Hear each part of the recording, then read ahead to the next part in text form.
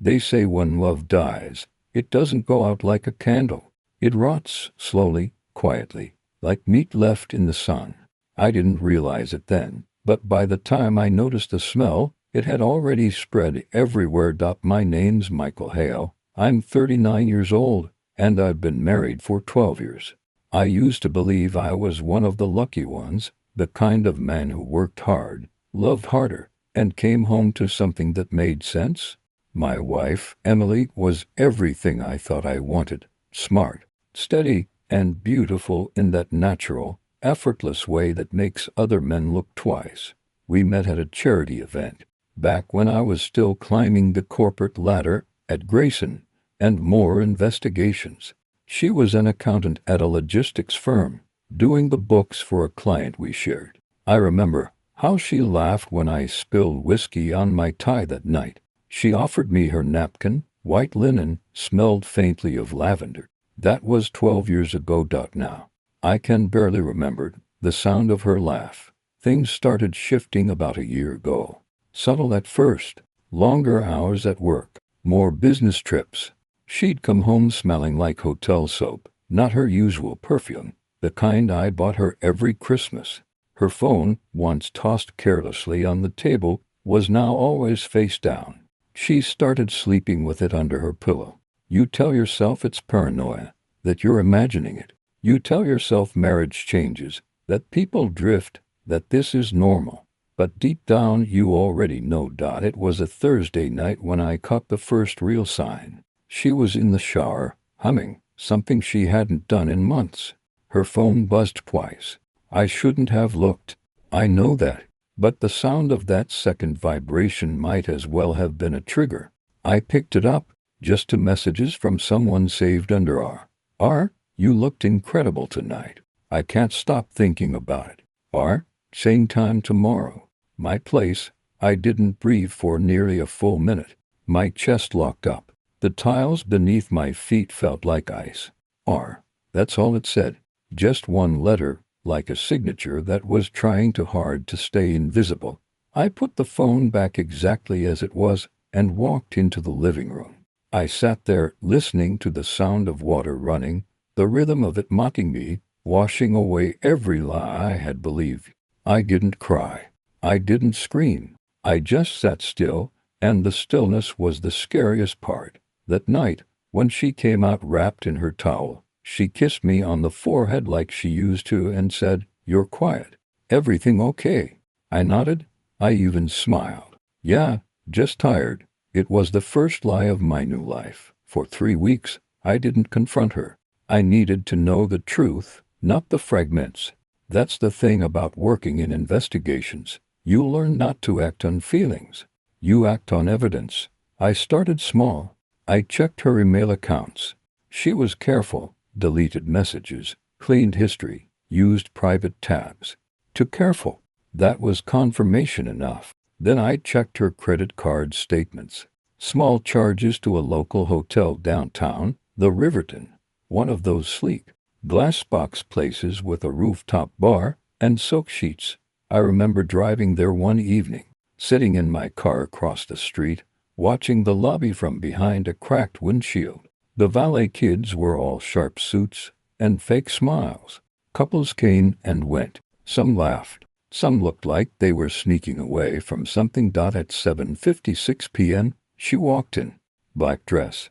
Hair up? No wedding ring. And then, 10 minutes later, a man followed, tall, late 40s, sharp jawline, expensive taste. He wore a navy suit that probably cost more than my car. He didn't look around. He didn't need to. He knew she'd be there. I watched them meet at the elevator. She smiled in a way I hadn't seen in years.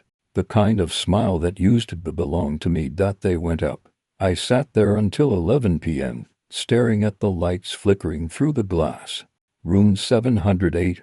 That was the one the concierge mentioned when I asked, pretending to be her brother later that night. Yes, she checked in earlier. Room 708. The number burned into me. When she got home, she smelled like his cologne. Not enough to be obvious, but enough for a man who knows what to look for. I said nothing. We ate dinner. She talked about her late meeting. She smiled. She looked tired, but not guilty. That made it worse. That night, I couldn't sleep. My mind kept looping back to that room 708, to the way she smiled, to the way he touched her back when they entered the elevator. By dawn, I made a decision. If she was going to live a double life, then I would too. I started investigating her like I would a suspect. First, I installed a small tracker in her car, a professional-grade GPS tag I borrowed from work. Then I cloned her phone using an encrypted SIM reader, which gave me access to her messages in real time. Every text, every call, every whisper. Within 2 days, I had a name: Ryan Keller, 44 years old, divorced, works as a regional director at the same logistics firm where Emily does the accounts. Former Marine, clean record, good salary, lived alone in an upscale apartment near the river. I dug deeper, the kind of deep that only someone with clearance should. Bank statements, work reports, even his social media. The man was meticulous, disciplined, but not careful enough to hide her. I found photos of her shadow in his reflection, her perfume bottle on his shelf. He'd brought her into his world. That was his first mistake. 2 weeks later, I was waiting outside his building. I'd rented a nondescript sedan and parked it across the street. I had a camera, a telephoto lens, and a notebook. I documented everything. The times they met, the days she lied, the nights they disappeared together. But here's where it gets strange. Somewhere along the line, it stopped being about her. It became about him, who he was, what he wanted, how a man like that fit into her world. I noticed he received strange deliveries, plain brown envelopes from a company called Ardent Security Solutions. He'd go out at odd hours, driving to places that didn't match his work schedule. And once, I followed him to an industrial warehouse on the outskirts of the city. He went inside, stayed for an hour, came out alone. When I checked the address the next day, it wasn't listed under any company. Just a name I hadn't seen before, Ardent Systems. It meant nothing to me then. But later, that name would become everything. One night, while Emily was working late, I went into her office. Her laptop was password protected, but I'd bypassed it using an old forensic trick I'd learned in the field. In her downloads folder, I found a file named ardent_q3.xlsx. It was encrypted, heavy grade, not something an accountant would use. That's when I realized maybe this wasn't just about an affair. Maybe she was involved in something bigger. Something dangerous. That night, I waited for her to come home. She arrived at midnight, wearing that same black dress. I was sitting in the dark, the only light coming from the glow of her laptop on the table. She froze when she saw me. "Michael." I didn't move, didn't speak. I just watched her. The silence between us stretched until it became unbearable. Finally, I said, "Who's Ryan Keller?" Her eyes widened, just slightly. Then, as if she'd rehearsed it, she smiled. "A client." "Why?" "Because clients don't send texts that say you looked incredible tonight." Her face fell. The mask cracked. "Michael, I can explain." "No," I interrupted. "You can't. You've been lying for months." "But that's not even the worst part." She frowned. "What are you talking about?" I leaned forward, voice cold. "I found the file, Emily, the one named Ardent. You want to explain what the hell that is?" Her body went still. The color drained from her face. She didn't answer. That was the moment I knew this wasn't just betrayal. It was conspiracy. And whatever Ardent was, it was going to be the key to everything. I didn't sleep that night. She cried, packed a bag, left the house. I let her go because the moment she walked out that door, the man I used to be died. The husband, the fool, the believer. What was left was someone else, someone colder, sharper, and infinitely more dangerous. Someone ready to dig until the truth bled out. And if it meant burning her world down with it, so be it. When you trade a life for a lie, you don't just lose a person, you lose the map you used to find your way home. For 2 weeks I lived off that map, and then I burned it. I stopped pacing my kitchen, stopped pretending the ring on my finger was a comfort. I began to move the way I had in the field, slow, anonymous, methodical. The grief turned into work, and work is honest in a way grief is not. Ardent Systems was a small name on paper, a ghost in corporate filings. I ran the address through every ledger and registry I had access to. Show company, a mailbox. The warehouse where Ryan had gone was leased under a nominee, but businesses leave fingerprints, servers, IPs. Supplier lists. Even an artful liar slips when the same courier delivers the same padded envelopes twice a month. I started tracing those deliveries. I learned 3 useful truths early on. First, people with things to hide are consistent in their inconsistency. They vary the cover stories but repeat the same safe paths. Second, the higher the wall they build, the louder the cracks sound if you listen long enough. Third, the smallest detail will betray the largest lie. My first break came from a trash can. It's embarrassing to admit I found anything by chance. But in investigations there's a lot of polishing the floorboards and then, sometimes, the floor gaze. A contractor for the warehouse had thrown out a small stack of invoices in a dumpster behind a deli on 12th. I was in the area watching Ryan's building. The deli smelled like fryer oil, and the air was March cold. I peered into the bin and saw paper with the name Ardent faintly printed and a routing number I recognized from a client list I'd seen years ago. The invoices referenced security architecture and analytics provisioning, but the line items didn't match anything legitimate: signal masking, targeted reconnaissance, data escrow. I took the papers home, spread them on the kitchen table, and drank the rest of the coffee that had gone cold. Emily came in while I was still awake, towel in her hair. She froze when she saw the pages. "It's nothing," I said. "A lie, the kind you use to keep a conversation civil." She watched me carefully. The way someone measures a dangerous animal before it pounces. "You're going to get sick." "I'm fine." I wasn't, but you learn to breathe through it. I set the papers aside, and that night I began to triangulate. Ardent's invoices had 3 supplier addresses recurring: a lab in Bothell, an office in Bellevue, and a server cluster in a data center up north. The cluster linked to IPs that funneled through the same mix of privacy nodes you use if you want to hide a thing from a casual audit but not from someone who knows where to look. I started scratching those numbers into a network map, drawing lines like a man making a confession to a map instead of a priest. I found a contractor name on one of the invoices: Barton Security Solutions. I remembered seeing that name portfolio deep. A private company that sells off-the-book services to logistics firms and, occasionally, to people who needed other people washed. Barton's business model was useful when your clients are trying to avoid attention. Barton's bank routing was not public, but its courier service, the one that dropped padded envelopes at warehouses, left a driver sign-in sheet. Every sheet had a name. Drivers are human, they write things down. One name in particular showed up more than the rest: Coleman. Coleman drove a white van that made a lot of runs. I found him through a security feed at a hardware supplier. His license plate popped on a camera at 3:12 last Tuesday. The plate belonged to a small logistics firm, but the driver's manifest indicated Ardent. As a regular client, Coleman's phone, unsurprisingly, was a burner.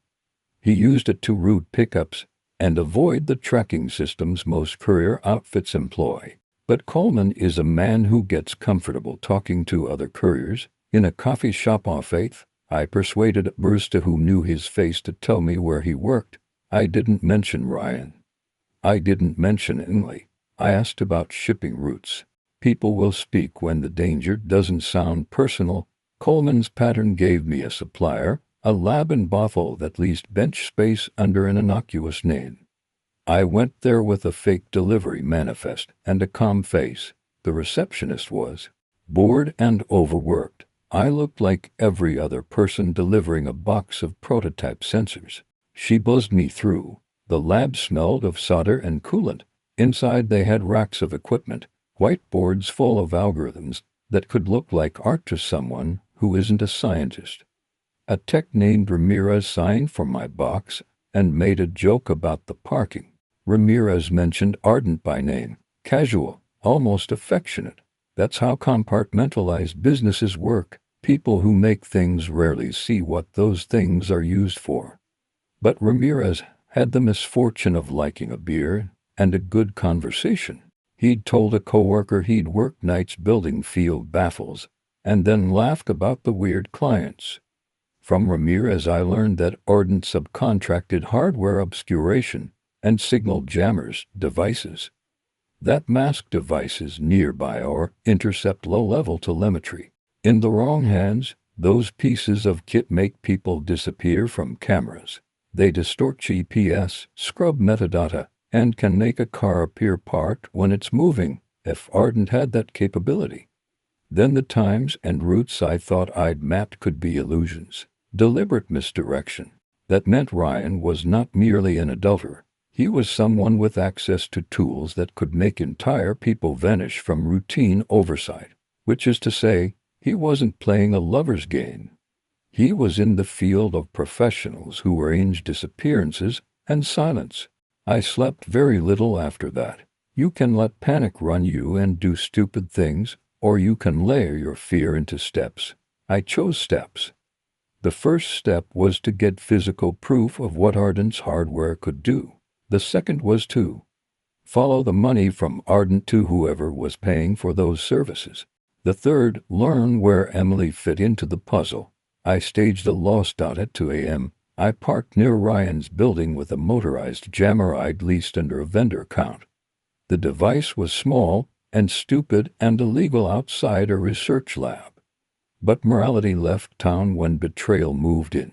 I hid it beneath the undercarriage of an old delivery truck that idled near the alley. The plan was simple. Set the jammer to glitch the local GPS for 40 minutes and watch what the cameras recorded. If Ardent had been the one sabotaging my tracking, then the cameras should show a blank where his car had been, or an incorrect loop in timestamps. If nothing changed, I would be back to the drawing board. If something did change, I'd have evidence. The jammer hummed like a dying insect. I sat on a bench, hands folded, cold in my jacket. At 2:37, a black Audi, Ryan's car, rolled out of the alley and slowed by the truck. The GPS coordinates on my remote started throwing errors. On the feed across the street, an empty streak stayed empty until a shimmer replaced it. A lag that made the Audi appear into places at once for a fraction of a second. The hotel's parking camera skipped a frame. My stomach dropped, but my eyes were fixed. I'd seen enough. Technology can be a liar and a witness at the same time. The jammer wasn't perfect. It left smudges of electromagnetic interference you could analyze later. Those smudges were fingerprints.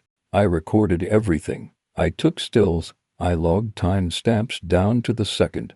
I drove home like a man with proof making his way to confession. Back in my apartment, the file set like a second heartbeat on my laptop. The photos, the timestamps, the spectrum analysis, fragment after fragment. By noon I had enough to move. Not enough for a prosecutor, not enough to drag a man to court, but enough to make a phone call that would change things. I called an old friend, not from Grayson and Moore, but from a time when I'd done field work for a private contractor that sometimes crossed legal lines in the name of national security. His name is Andre. He owes me more than a drink because we found a man in the desert once and kept our mouths shut. He didn't ask questions. He listened. I told him I had evidence of targeted signal suppression and unregistered hardware. I said the words slow, disappearing people. He did not laugh. He came. Andre has a network. He knows how to pull physical records without creating a bureaucratic echo. Within 48 hours, we had a ledger, shipping manifests, purchase orders, and a trail of payments. Money left a bank on the 5th, landed in a Shell account in hours. Shell moved it to a trust, The trust paid Barton. Barton paid Ardent. Ardent bought parts from the Bothell lab. The chain wasn't airtight, but it was long enough for a prosecutor to follow if someone wanted to. But the money also led elsewhere, to a PAC, to a consulting firm with ties to men who sit on boards and smile at public announcements. I printed the list and laid it on the table. Emily came home as I was sealing envelopes. She stopped in the doorway and looked at the papers, at the lines connecting the names. For a second, I thought she might run. Instead, she crossed the room and stood beside me, looking down at the web we'd made. Her face had that same film in the eyes I'd seen at the warehouse, but now there was recognition. Not fear, not guilt, recognition. "Stop," she said quietly, "stop." My voice was a wire snap talk. "You could have told me. You could have told me this was happening." She folded into herself like a bird that had learned not to fly. "You don't understand what this is. I understand you lied. I understand someone bought your silence. I understand you left me a name on a hotel receipt and thought that would be enough." She reached for the papers, then hesitated. "There are names there you don't want to touch." I felt the map shiver under my fingertips. I could have pushed. I wanted to push. But the field taught me to bend to evidence and strike where it hurts most. So I said what I'd planned since the first night, the thing that would move shadows into light. "Tell me the truth," I said. "Now." She closed her eyes. The quiet in the room thickened. When she spoke, her voice was a blade worn, not new. "It's bigger than Ryan," she said. "He's a foot soldier. Ardent is a product. Barton is a contractor. But the buyers, they are companies and agencies who use these tools to protect shipments, to protect secrets, to erase liabilities. They don't like to be washed. They will pay." "Pay for what?" I asked. She opened her eyes. "Pay to remove threats. To silence people who, how do I say it? People who know too much. People who threaten contracts. People who are liabilities." Her thumb drew a shaky line over the ledger. I didn't see it at first. I thought it was protection. But I saw a file once, an internal memo, that mentioned safe returns, and there was a list of names. I realized too late. I swallowed. The room was too small for the truth. "So you went along," I said. She nodded. "Yes. I thought if I gave them what they wanted, they'd leave you alone. And you thought I'd stay." She looked at me like someone who had been trying to unlearn everything she'd known. "I thought I could control it." Control is a fragile thing in a system built on money and fear.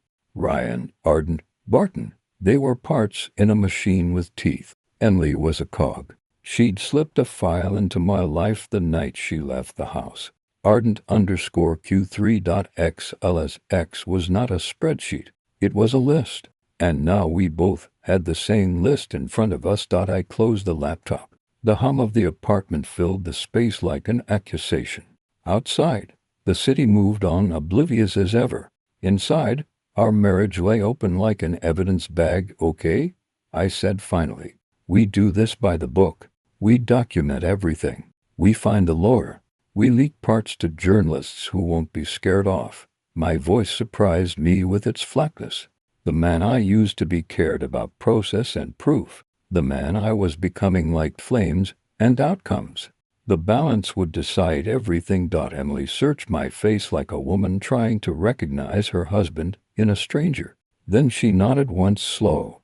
"I'll help," she said. "But you have to promise me one thing. Don't do anything that will get us killed." I laughed, a short, humorless sound. "A good plan," I said. "We'll survive by being careful." It's funny how a man's voice can both promise and lie at the same time. We had a foothold now. Not justice, not yet, but a path. What I didn't know then, what no one could have known, was how sharp the teeth at the end of that path would be. The ledger would light a bonfire. The light would draw flies. Some of those flies would be men who thought they were invisible, and some of them would be the kind of men who do not like to be made visible. I made coffee and began to catalog. I dug this hole. If I wanted to climb out alive, I needed to make sure the earth held firm beneath my feet. The first step was to turn our small discovery into a scaffold strong enough to hold a prosecution. The second was to stay alive long enough to see it through. We moved from the familiar to the dangerous with the quiet recklessness of people who have already lost the only life they thought mattered. The next days would be a blur of calls, clandestine meetings, and more paper. But for the first time since the shower and the 2 messages from R, I felt an odd, terrible clarity settle in me. This was no longer about a hotel room or a kiss in an elevator. This was about a machine that consumed people when it needed quiet, and I had just stuck my hand in the gears. It's strange how survival feels when you know the rules don't apply anymore. By the time we made it out of the city, I'd stopped thinking like a husband or a victim. I was back in the mindset I hadn't used in years: the operative, the analyst, the man who could turn chaos into coordinates. We drove north until the skyline disappeared in the mirror. Emily hadn't spoken for nearly an hour. The hum of the highway filled the silence between us, steady and accusing. She was wrapped in my jacket, staring out the window, clutching her phone like it was the last piece of the world she trusted. When she finally spoke, her voice was raw. "You shouldn't have come for me." I glanced at her. "You think I'd let them take you? You don't understand what that means anymore," she said. "You've seen the list. You've seen what they do to people who interfere." "I'm already on that list," I said. "If I'm going to die, I'd rather die making noise." We found an old safe house outside Everett, one of Andre's from back when things were simpler, when we thought the worst we'd ever face were corrupt contractors or lazy bureaucrats. It was a cabin hidden in trees, the kind of place where the Wi-Fi never worked unless the wind was right.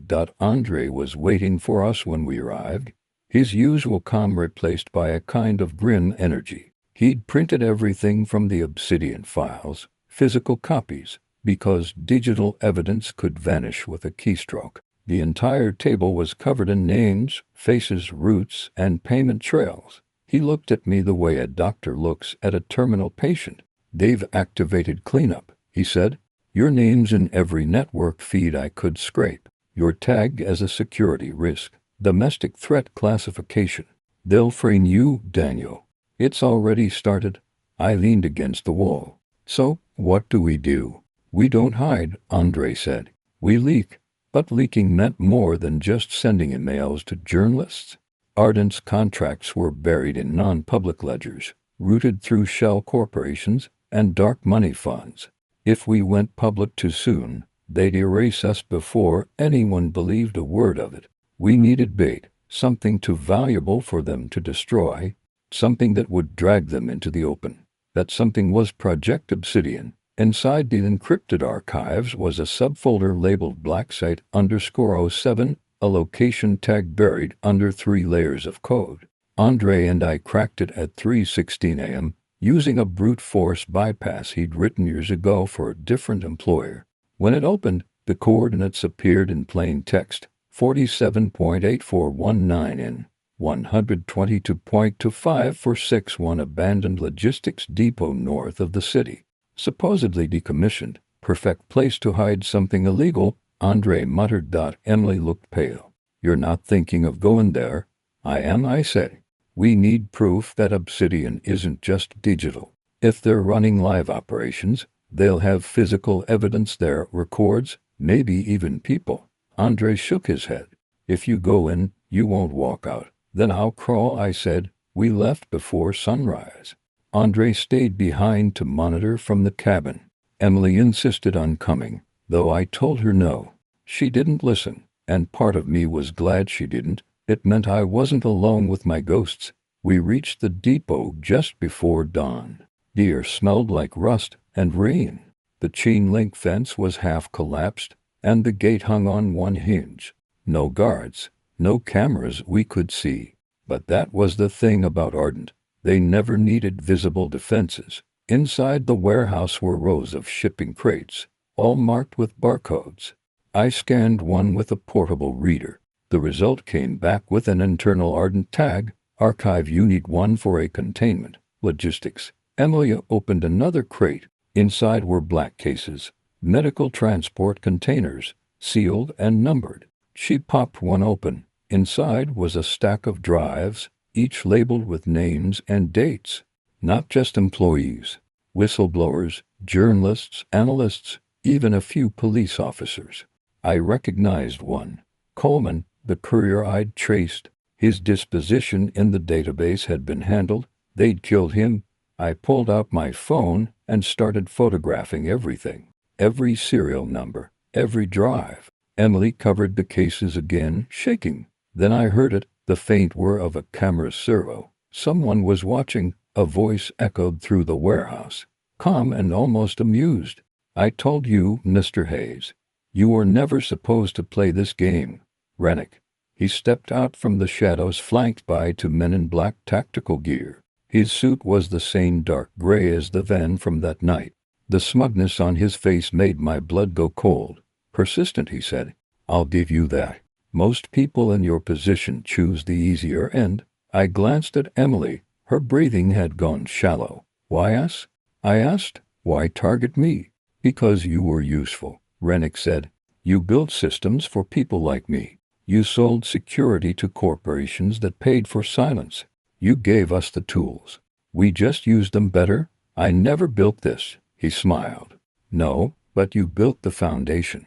You helped us disappear people under your old employer's contracts.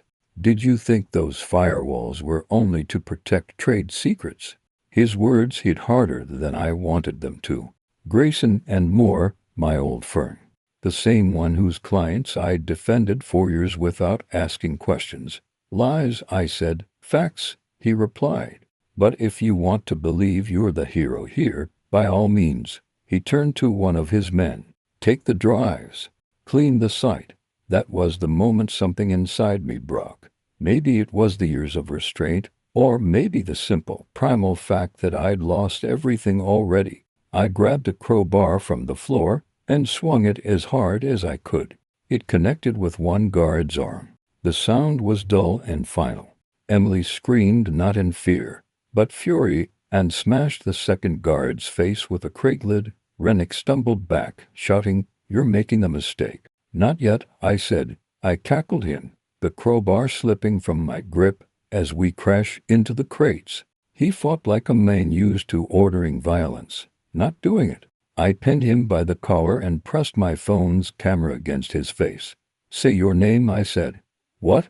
"Say your name." He hesitated. I pressed harder. "Michael Rennick, Ardent Systems." The audio recorded every syllable. I uploaded it to Andre in real time. That was the proof we needed. The guards were still groaning when Emily and I ran for the exit.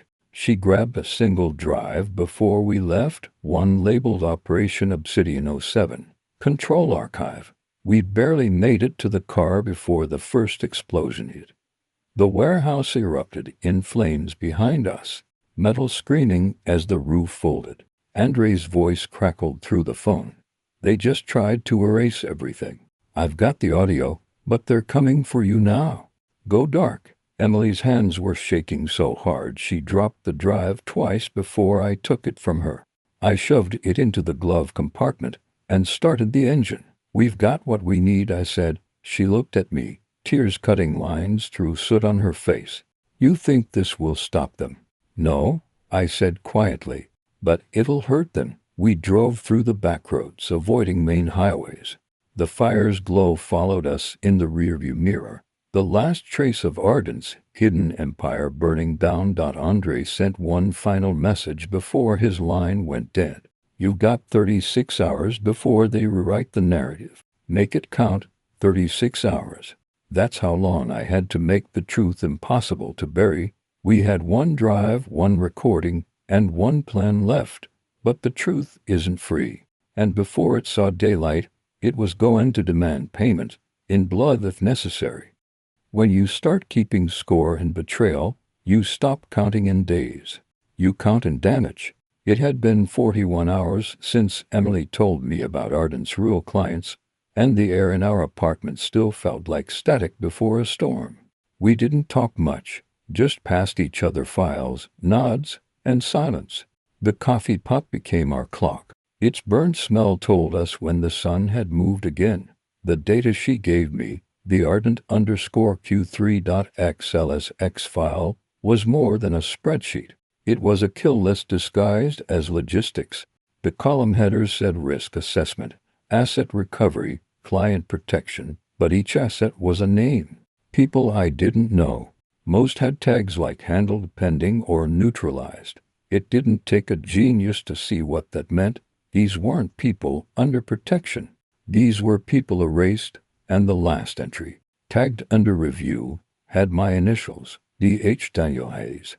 Me. The first time you see your name on a document that marks people for removal, your brain doesn't panic, it stalls. Mine did. I sat staring at the screen until my eyes stung. Emily watched me from the kitchen counter, biting her thumb until it bled. I didn't put it there, she said. I believed her. That didn't make me feel any safer. It meant someone else knew what I'd been doing. Someone inside Ardent or Barton had realized I was sniffing around.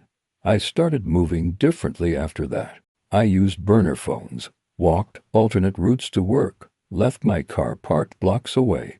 The paranoia didn't feel like paranoia anymore. It felt like a to-do list. I wasn't hunting ghosts. I was staying one step ahead of real men with real power. But paranoia has a smell. It leaks. My boss at the consultancy, Evan, noticed my new habits. You look like you're expecting a tale, he said one morning. Maybe I am, I told him. He laughed, the kind of laugh people give when they think you're half joking. I didn't correct him. Evan and I had known each other since grad school. He was clean-cut, good at small talk, and bad at hiding when something bothered him. I watched his eyes dart toward the door when I mentioned Ardent. That tiny flicker told me everything. Evan, I said slowly, how long have you known them? He froze. Who? Ardent Systems. A long pause. He exhaled through his nose. Daniel, drop this. You don't know what they're tied to. Neither did my wife, I said. Until she did. His jaw tightened. Then he stood, shut his office door, and turned the blinds. They pay me to handle contract approvals, security audits. Nothing more. You don't mess with them. They're protected. Federal ties. Maybe military. Maybe private. Doesn't matter. If you push, you'll disappear. He wasn't threatening me. He was pleading. That's when I knew it was worse than I thought. That night, I decided to take a different approach. Instead of chasing the front-facing Ardent network, I'd trace its shadow, the backflow of data that moved through secondary servers.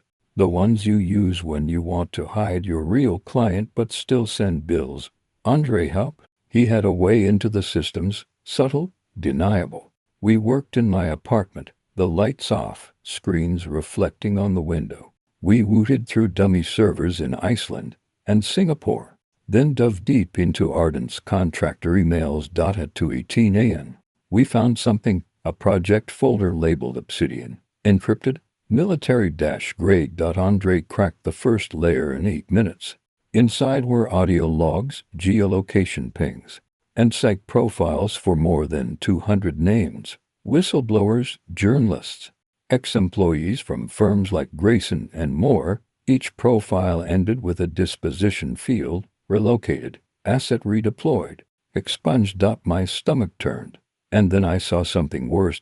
Under current surveillance targets, a folder with Emily's name. Emily Hayes, status, pending evaluation. They were going to erase her too. I didn't wake her. I couldn't. I just sat there staring at her across the dark room, her breathing slow and uneven, her hair spilling over the pillow. I wanted to hate her, but hate requires distance. We were both trapped in the same vice. At dawn, I left her a note. Don't go to work. Don't answer numbers you don't know. I'll fix this. Then I left with the drive. Andre met me at a diner near the docks, the kind of place where the coffee is always burnt and the waitress calls everyone honey. I slid him the USB, wrapped in a napkin. If I don't call you in 48 hours, I said, you drop this to every journalist you trust. He frowned. What are you planning? I'm going to meet the man who runs Ardent. He didn't argue. He knew better. Finding the man was easy once you knew what questions to ask. His name appeared in a buried patent filing linked to one of Ardent's subcontractors, Michael Rennick. He wasn't a CEO in the official sense. He was a shadow broker, former intelligence, private contractor, the type of man who wore expensive suits and cheap morals. He had an office in downtown Seattle, 24th floor, glass walls, minimalist decor, and apparently no security I couldn't get past. I went up there on a Thursday morning, carrying nothing but my phone and a small audio recorder. I'd shaved, put on a press shirt, looked every bit the consultant I used to be. His assistant tried to stop me, but I smiled, flashed a fake badge from a Department of Infrastructure Oversight, and she folded faster than I expected. Rennick was sitting behind his desk, scrolling through something on a tablet. He didn't look surprised to see me. That told me he'd been expecting this. "Mr. Hayes," he said smoothly, "I was wondering when you'd come." He offered me a drink. I refused. "I know what you're doing," I said. "I know about Project Obsidian." He smiled, slow and practiced. "Do you? Most men think they know. You think your wife told you the truth." My pulse jumped. "You had her on your list." "Of course we did," he said. "She's the one who leaked the names." That stopped me. "She didn't tell you that, did she? That she was on our payroll first? That she built the architecture we used to scrub identities? That she was the best we had before she tried to sell us out?" I didn't believe him, but I wanted to. "Lies," I said. He shrugged. "Maybe. Or maybe you've been sleeping next to the one person who started this all.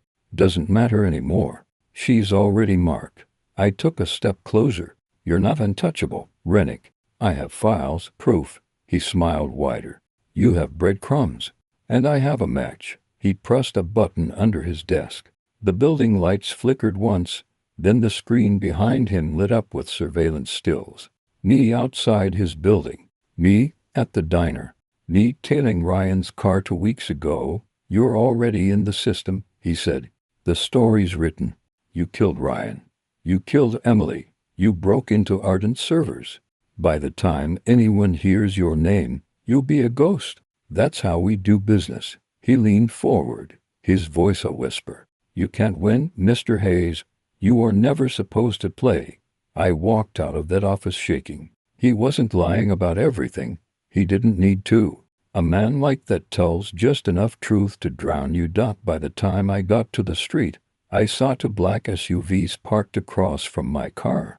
I didn't go near them. I turned and walked the other way, cutting through traffic, through alleys, through the noise of a city that didn't care who lived or died in its shadows. When I reached a payphone 6 blocks away, I called Andre. "They know," I said. "They're going to move on her." "Then we move first," he said. That night, I didn't go home. I watched Emily's apartment from the building across the street. At 11:42 p.m. a van pulled up, unmarked, dark gray, 2 men inside. They weren't delivery drivers. Emily stepped out onto her balcony, phone to her ear. Then she froze. Someone was behind her. I didn't think. I ran. By the time I crossed the street, the van doors were open and the lights were off. One of the men was halfway up the stairs. I reached in first. A blow to the ribs, another to the jaw. He dropped. The second man turned, gun half drawn, and I kicked it from his hand before he could fire. The gun skidded under the van. Inside, Emily was crying, not in fear, but in anger. "They were going to take me," she said. "Not tonight," I said. We left through the back stairwell, Andre waiting in the car 2 blocks down. As we sped into the dark, Emily turned to me. "What did you do, Daniel?" "Started a war," I said, because by then that's what it was. Not just between us and Ardent, but between the truth and the machine that killed to bury it. And I had no intention of losing.